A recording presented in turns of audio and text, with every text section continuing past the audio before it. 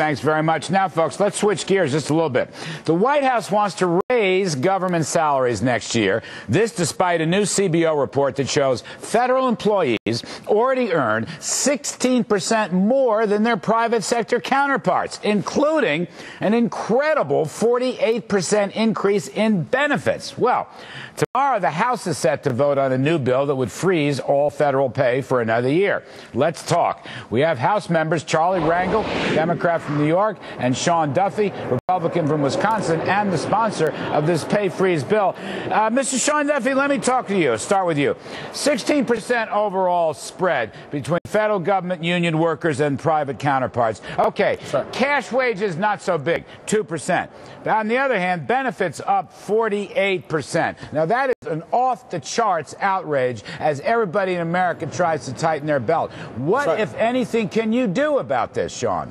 Well, so here's what we're doing. We're already in the midst of a 2-year pay freeze that the Democrats passed in the last Congress. This is an extension of that pay freeze. But let's be clear, in my bill that I introduced, I include congressmen and women in that pay freeze. And I think what's the major point here is we have American taxpayers, payers who have taken cuts in pay, those who have reduced work hours. We're going to ask those private sector employees to pay for a federal government increase in pay for those workers. That doesn't make sense. So we want to continue that pay freeze so we bring a little more parity to the pay system. But Charlie Rangel, besides the wage pay freeze, what about this benefits? 48% better benefits if you work for the federal government. Charlie, you got to admit, this is an outrage. Larry, I thought you brought me over here to talk about the Republican debates and all of that. But, you know, but since you want to talk about something else, the political fact is that when people have lost their job, lost their homes, their saving, and their hope, you got to find a scapegoat. And what a better scapegoat than public employees?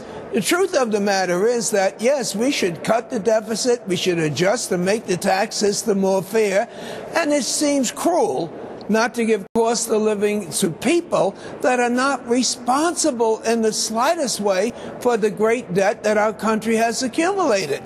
But from a political point of view, I think it's the right thing to do in order to try to ease the pain. It has nothing to do with the deficit except it's symbolic. And the president, oh, come on, there's no savings here, hardly at all. You know it and I know it. There's no savings.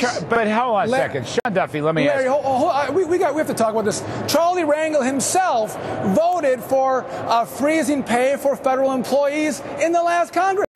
The only difference in my bill is that congressmen and women are included in the pay freeze. And I wonder why Charlie doesn't want to include members in the House and the Senate in the pay freeze. They're opposed to including carving members of Congress into the pay freeze. He voted for this exact bill. Young man, I am with you. I said that's a good political position to take. And that's all it is. It has nothing to do with the deficit. When people feel pain, you have to show that you are making a sacrifice yourself. That is why we say there should be a surtax on the millionaires, so that everyone appears as though they're making some type of sacrifice. But Larry, Charlie wants to talk about taxes. This is a straightforward bill that says let's continue the freeze. Simpson-Bowles, the president's own commission, said we should have a federal pay freeze for 3 years. This is partisan politics that the Democrats are playing right now, and it doesn't make sense. Most Americans agree the 16% differential between federal employees and private sector employees is too much. This is a common sense reform. But what about the Democrats should jump on with us. What about a copay, gentlemen? Why shouldn't the federal workers have a much larger contribution? Why shouldn't you turn these things into defined contributions instead of defined benefits and have them make a larger contribution? Why not bring them into the modern world? Why not adopt the Obama Affordable Care Bill? Why not have a broad-based thing where there's competition? Why do you insist on having just the insurance companies making the money at the expense of the worker? Why not broaden the pool so everyone can get a better opportunity to get health care. And he says, there I go again talking about the tax system.